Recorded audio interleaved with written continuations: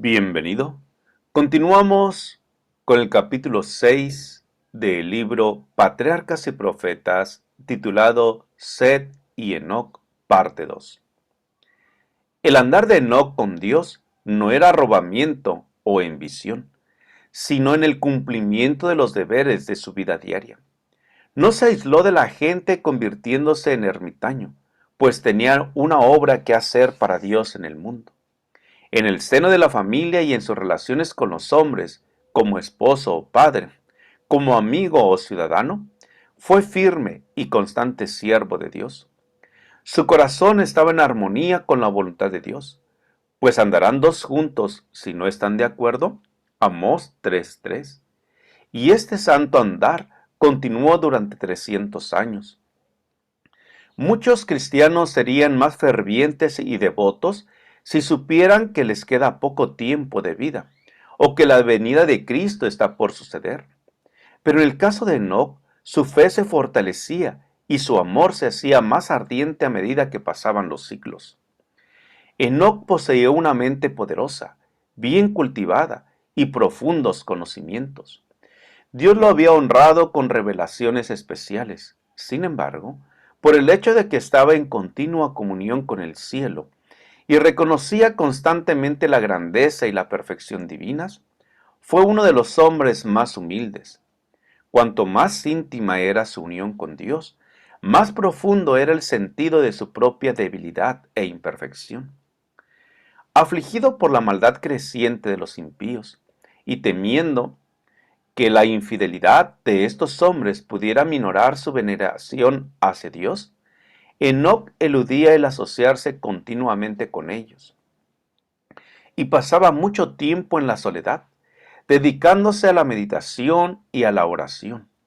Así esperaba ante el Señor, buscando un conocimiento más claro de su voluntad a fin de cumplirla. Para él, la oración era el aliento del alma. Vivía en la misma atmósfera del cielo. Por medio de sus santos ángeles, Dios reveló a Enoc su propósito de destruir al mundo mediante un diluvio, y también le manifestó detalles adicionales del plan de la redención. Mediante el espíritu de profecía, lo llevó a través de las generaciones que vivirían después del diluvio, y le mostró los grandes eventos relacionados con la segunda venida de Cristo y el fin del mundo. Enoc había estado preocupado acerca de los muertos. Le había parecido que los justos y los impíos se convertirían igualmente en polvo, y que ese sería su fin. No podía concebir que los justos vivieran más allá de la tumba. En visión profética se le instruyó concerniente a la muerte de Cristo, y se le mostró su venida en gloria acompañado por todos los santos ángeles para rescatar a su pueblo de la tumba. También vio la corrupción que habría en el mundo cuando Cristo viniera por segunda vez, y habría una generación presumida, jactanciosa y empecinada que negaría al único Dios y al Señor Jesucristo, pisoteando la ley y despreciando la redención. Vio a los justos coronados de gloria y honor, y a los impíos desechados de la presencia del Señor y destruidos por el fuego. Enoc se convirtió en el predicador de la justicia y dio a conocer al pueblo lo que Dios le había revelado. Los que temían al Señor buscaban a este hombre santo para compartir su instrucción y sus oraciones. También trabajó públicamente, dando los mensajes de Dios a todos los que querían oír las palabras de advertencia. Su trabajo no se limitó a los descendientes de Set, en la tierra donde Caín había tratado de huir de la divina presencia. El profeta de Dios dio a conocer las maravillosas escenas que había presenciado en visión. Vino el Señor y dijo con sus santas decenas de millares, para hacer juicio contra todos y dejar convictos a todos los impíos de todas las obras impías que han hecho impíamente y de todas las cosas duras que los pecadores impíos han hablado contra él. Judas 14:15. Enoc condenaba intrépidamente el pecado. Mientras predicaba el amor de Dios en Cristo a la gente de aquel entonces y le rogaba que abandonaran sus malos caminos, reprobaba la prevaleciente iniquidad y amonestaba a los hombres de sus generaciones, manifestándoles que vendría el juicio sobre los transgresores. El Espíritu de Cristo habló por medio de Enoc y se manifestaba no solo en expresiones de amor, compasión y súplica, pues los santos hombres no hablaban únicamente palabras halagadoras. Dios propone en el corazón y en los labios de sus mensajeros las verdades que han de expresar a la gente, verdades agudas y cortantes como una espada de dos filos. El poder de Dios que obraba con su siervo se hacía sentir entre los que le oían. Algunos prestaban oídos a la amonestación y renunciaban a su vida de pecado, pero las multitudes se mofaban del solemne mensaje y seguían más osadamente en sus malos caminos. En los últimos días, los siervos de Dios han de dar al mundo un mensaje parecido, que será recibido también con incredulidad y burla. El mundo antediluviano rechazó las palabras de amonestación del que anduvo con Dios. De la misma forma, la última generación no prestará atención a las advertencias de los mensajeros del Señor. En medio de una vida de activa labor, Enoc mantenía fielmente su comunión con Dios. Cuanto más intensa y urgentes eran sus labores, más constantes y fervorosas eran sus oraciones. Seguía apartándose durante ciertos lapsos de todo trato humano. Después de permanecer algún tiempo entre la gente, trabajando para beneficiarla mediante la instrucción y el ejemplo, se retiraba con el fin de estar solo, para satisfacer su sed y hambre de aquella divina sabiduría que únicamente Dios puede dar. Manteniéndose así en comunión con Dios, Enoc llegó a reflejar más y más la imagen divina. Tenía el rostro radiante de una santa luz, semejante a la que resplandece del rostro de Jesús. Cuando regresaba de estar en comunión con Dios, hasta los impíos miraban con reverencia ese sello del cielo en su semblante. La iniquidad de los hombres había llegado a tal grado que su destrucción quedó decretada. A medida que los años pasaban, crecía más la ola de la culpabilidad humana y se volvían más oscuras las nubes del juicio divino. Con todo, Enoc, el testigo de la fe, perseveró en su camino, amonestando, suplicando, implorando, tratando de rechazar la ola de culpabilidad y detener los dardos de la venganza. Aunque sus amonestaciones eran menospreciadas por el pueblo pecaminoso y amante del placer, tenía el testimonio de la aprobación de Dios y continuó fielmente la lucha contra la iniquidad reinante hasta que Dios lo trasladó de un mundo de pecado al gozo puro del cielo. Los hombres de aquel entonces se burlaron de la insensatez del que no procuraba acumular oro o plata, ni adquirir bienes terrenales. Pero el corazón de Enoc estaba puesto en los tesoros eternos. Había contemplado la ciudad celestial. Había visto al Rey en su gloria en medio de Sión. Su mente, su corazón y su conservación se concentraban en el cielo. Cuanto mayor era la iniquidad, tanto más intenso era su deseo de morar en el hogar de Dios. Mientras permaneció en la tierra, vivió por la fe en el reino de la luz. Bienaventurados los de limpio corazón, porque ellos verán a Dios. Mateo 5:8. Durante 300 años, Enoc buscó la pureza del alma para estar en armonía con el cielo. Durante 3 siglos anduvo con Dios. Día tras día anheló una unión más íntima. Esa comunión se hizo más y más estrecha hasta que Dios lo llevó consigo. Había llegado al umbral del mundo eterno, a un paso de la tierra de los bienaventurados.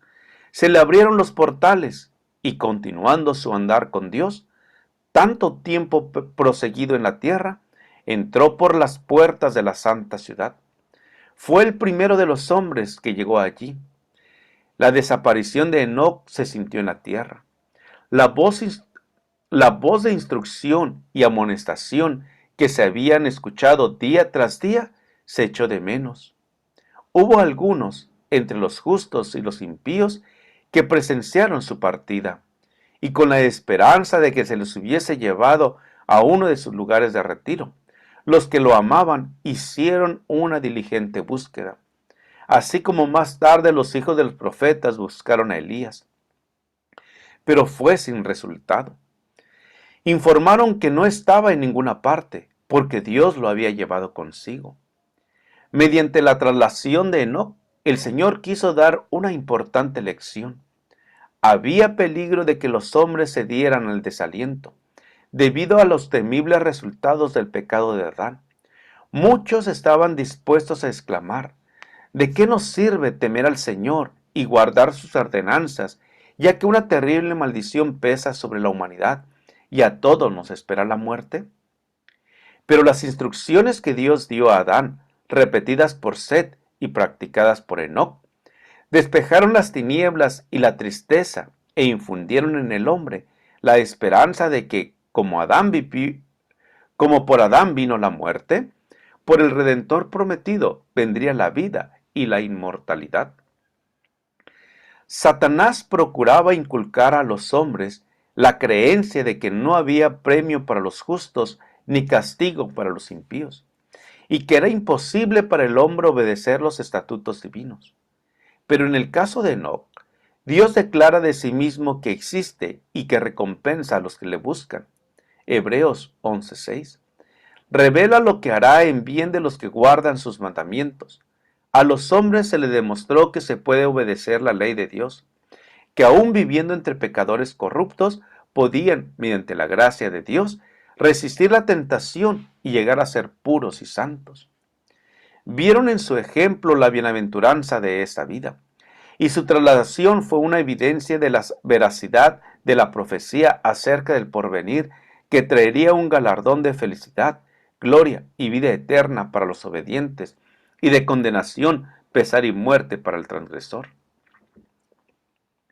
Por la fe, Enoc fue traspuesto para no ver muerte, y no fue hallado porque lo traspuso Dios, y antes que fuera traspuesto, tuvo testimonio de haber agradado a Dios. Hebreos 11:5. En medio de un mundo condenado a la destrucción por su iniquidad, Enoc pasó su vida en tan íntima comunión con Dios que no se le permitió caer bajo el poder de la muerte. El piadoso carácter de este profeta representa el estado de santidad que debe alcanzar todos los que serán redimidos de entre los de la tierra. Apocalipsis 14:3. En el tiempo de la segunda venida de Cristo, en ese entonces, así como en el mundo antediluviano, prevalecerá la iniquidad, siguiendo los impulsos de su corrupto corazón y las enseñanzas de una filosofía engañosa. El hombre se rebelará contra la autoridad del cielo.